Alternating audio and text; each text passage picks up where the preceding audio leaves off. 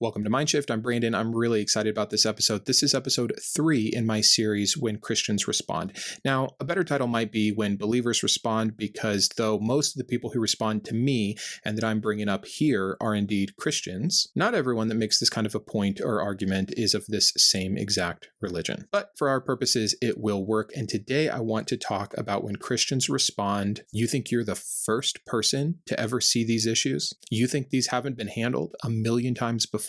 How arrogant you are, Brandon, to have a channel where you talk about this as if there's not 1,000 other channels that already do this, a million other people in this space. Don't you know that the church fathers handled all of the arguments, anything you can ever say, all of these perceived contradictions or problems with morality hundreds, if not thousands of years ago? What could you possibly contribute? And on and on and on. And so I want to break this argument or point down in a variety of ways. First, I want to acknowledge, no, I don't think that. I don't think I'm the first. I don't think I'm the only. I don't think I'm the one that cracked the code on atheism. I don't think I'm the first person to have an issue with religion or Christianity. Most of the time, in my opinion, the kind of person who is making this argument simply does not have an actual answer, rebuttal, or argument for the case that I have put forward. If you want to tell me where I'm wrong specifically in my use of scripture or my understanding of the Bible, and thus my analysis or critique on this religion or its made up God, be my guest. So if I'm not special, if I'm not the first person to see this, why am I covering it? One, I think it's important to emphasize the value of continual dialogue on a subject that is this big, that has this much reach and this much real world impact. It's not like Christians have stopped making defenses and apologetics of their God and their Bible. If it was all handled by the church fathers, then pray tell, why are Christians still talking about it? And we could get into a real chicken and egg scenario. Well, because atheists keep attacking, so Christians keep defending. And I could say, well, Christians keep proselytizing, they keep evangelizing, they keep saying these same messages. So as long as that information is out there, I would like to help balance the space. I would like to add another voice to the opposition. So I guess the first thing there is really just look at if it's fair to say this about one side, if your side is also continuing to say it. But aside from that, the point on continual dialogue, I think, is important. There are new people born every day. There are new converts to this religion, and those people eventually, many of them, will doubt or have issues or will deconstruct or deconvert, and I would like to help ease that process for them because I know how hard it is, I know how lonely it is, I know how scary it is, and I know how the Christians in people's lives respond to this kind of a thing. And so part of the mission of this channel is to bring help. And I can only do that if I'm here and I'm making videos and I'm explaining things that other people have had issues with or doubt. And for some people, by the way, I am the first time they've heard that, which is exactly why I would encourage as many people as possible to do this kind of a thing. You never know whose personality, whose phrasing, whose analogy is going to connect or get through to the right kind of person, or in what timing, or what video showed up next on the feed. It's all just this huge experiment, right? So should I just trust that because other atheists are out there doing it, I don't need to also? Sure, but why not add one more voice? And so far in the last 7 or 8 months I've been doing this, I know for a fact, and not braggadocious, only because of your guys' amazing, kind compliments, that I am and have helped many, many people. And since that is my goal, and that is what this channel seems to be doing, I will continue to do it. I think a second point here, and we might spend some time here, and I'm going to give some examples, is the evolution of thought, right? It's not just a continual dialogue. It's that the dialogue continues to grow and change. Christianity today does not look like what Christianity looked like when Clement of Alexandria was writing about it. Back in, what was that, the 2nd century? Things change, arguments evolve. I mean, as an example, not that this is something that completely defeats Christianity or all religion, but when some of these early church fathers were writing, we didn't even know about evolution. And when many people had historically taken, not all, but many, the Bible literally in a 6-day creation account or a 6,000-year-old earth, there became new topics to discuss within the same overarching topic of the validity of the Bible. We learn more about neuroscience as another example every day. If you've never educated yourself or heard about split brain syndrome and what happens when the corpus callosum, I'm sure I'm mispronouncing that, is severed, what connects the two hemispheres, you will start to understand it's like there's two different identities within us. These might have new implications in the conversation about if a soul is real or not, that simply were not accessible conversations back in 200 CE, right? How foolish to think that we should be stuck with what the early church fathers thought. Then why did the early church fathers say anything? Why didn't they just leave it to the prophets of the Old Testament? Because the religion was changing and evolving, and there were new questions and there were new issues, like, for instance, if the Trinity was a thing that weren't explicitly clear. And so I don't think that it should be too insane to suggest that with the passing of time and with new knowledge and with the arguments changing in lieu of the new science, the new history, the new archaeology, etc., there's going to be a need for added and new voices. And I'm not trying to fill that role just by myself, but there is an element that I can bring to especially people that are leaving evangelical or Protestant circles, because I've been through it. And when it comes to talking about the Protestant canon, I'm very familiar with it. And as someone that believed very seriously for 30 years and now does not, I feel I have something to offer in this particular avenue. And so again, I think it's just a failure of imagination and a bit of arrogance to suggest that because someone else already said something about it, I shouldn't or don't need to. I'm going to really drill down on this one too with another analogy. There's so many different analogies you could make here. You know, the world was mapped pretty darn well in different periods of time. And if you would have asked the map makers at that time, the explorers at that time, how did the world look and how accurate and sure are you of these things, they would have said, I'm very sure we have the technology that the last generation did not. We know things they didn't know. This is now the most accurate thing. What if I tried to use a map from the 1500s to guide my way through the US right now? That's not going to work, because even though it's the same world, it's the same earth, it's the same problem, we're trying to understand where things are, we have new knowledge. We have more experience and expertise than we used to, even though these guys were the best of the best map makers out there. So smart, way smarter than me today. And yet I have more information than they do simply because of the time and place that I was born. The next point that I know I wanted to bring up is the importance of an individual experience. I don't have any problem saying that part of this is just for me. It is cathartic. It is helpful. It allows me to go back over issues, doubts I have, even doubts about my doubts, and say, you know, did I give that a fair shake? Did I really have that understood correctly? And it's also just simply interesting to me. For whatever reason, my personality, my personal experiences, this is something that is interesting to me, and I like to share it, and I like to have conversations about it, and I like to hear the other side. That's part of it. So is helping other people, so is creating awareness, etc. All of these things can be true at the same time. And the second part of this individual experience is, again, connecting with other individuals. I've had people tell me, and again, I'm not doing any of this to brag, Brandon, your particular method and style and delivery has allowed me to actually finally understand this thing that was always preventing me from seeing the light, from seeing the truth. Thank you for what you've said. And that's great. And maybe they would have got it from someone else, probably, if they just kept searching around. But for whatever reason, us as individuals were able to connect for a moment on this earth and create an experience that might not have otherwise been there. And I think that that is important. And again, it's why I would encourage as many people as possible to do this kind of thing, not just for this topic, for anything you're passionate about. If you know something and you enjoy talking about it, even if the space is crowded, I really don't see a disbenefit to getting yourself involved. And that kind of leads right into my next point, which is just the diversity of perspective. This is something I preach on the channel all the time, is seeing things from a new angle, a new light, getting a new perspective. It's something that I want. It's why I open myself up to this, and I get new perspectives all the time from believers and from other atheists. And I've made corrections. I've had to change my mind about things. It's excellent. And if I can be part of someone else's process, great. I only see upside. I wanted to talk about adaptation to contemporary issues, and I think that I probably handled that back in points 1 or 2. The irony here is that this thing that is the Word of God, that is supposed to be perfect, that provides us a objective morality and all of these other huge claims about immutability. They have changed. Books have come in and out of the canon. Parts of scriptures have been taken out or added on throughout history. Certain books have now been called forgeries that we used to believe in as divine inspiration. Books that we once thought we knew who wrote them, we are finding we don't, or they're anonymous. There are so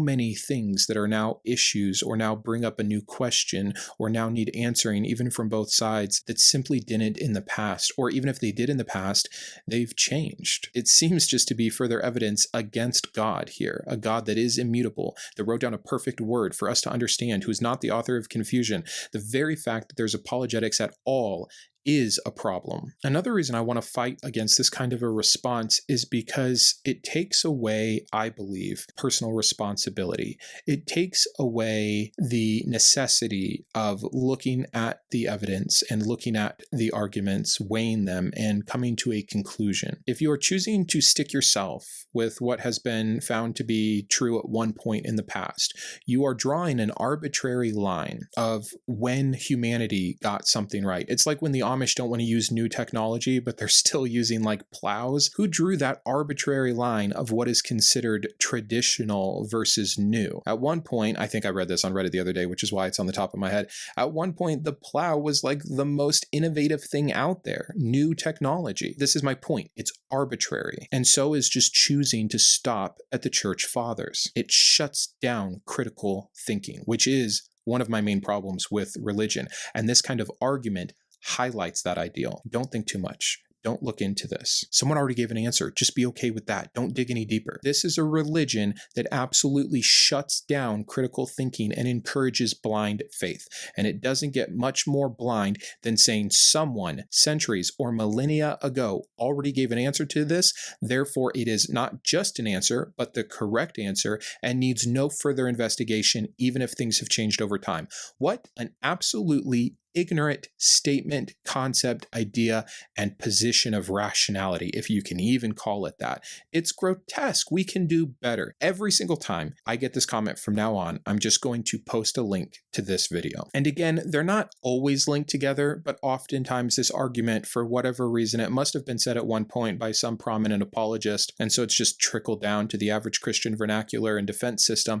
is, so you think you're the first person to see this issue, and then it is connected and complemented by point B, which is, don't you know the church fathers already handled this? So let's talk about those church fathers. This won't be an exhaustive list. This isn't all the problems with their theology, their apologetics, or their arguments, but I just want to show you that A, they don't even agree with each other. So how problematic is it to say, because church fathers in the past answered something, it's been taken care of, if some of those times, amongst some of those church fathers, their answers have been mutually exclusive to one another? That's already ridiculous. And then second to that, I'm going to give you some examples of church fathers and things that they believed or said that even Christians today would struggle with insanely. So let's do this. How about Tertullian, who lived 155 to 240 CE? All of these are going to be CE, by the way, so I'm just going to stop saying that.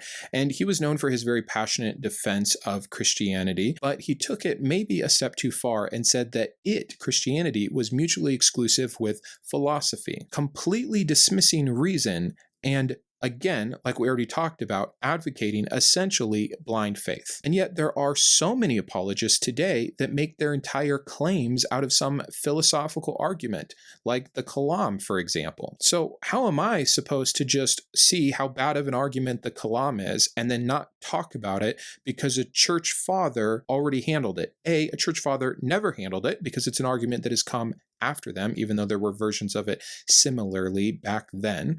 And B, if I just vehemently disagree with a church father that says we shouldn't be able to use philosophy, we should be just going off of faith. Do you see why it just doesn't make any sense, especially to an atheist, to tell them a church father already addressed this? Shut up. How silly. Let's keep going. How about Augustine of Hippo, 354 to 430? Talk about influential in shaping Christian theology, especially because he came a bit later than many of these others that we're going to be talking about. And yet some of his ideas are preposterous.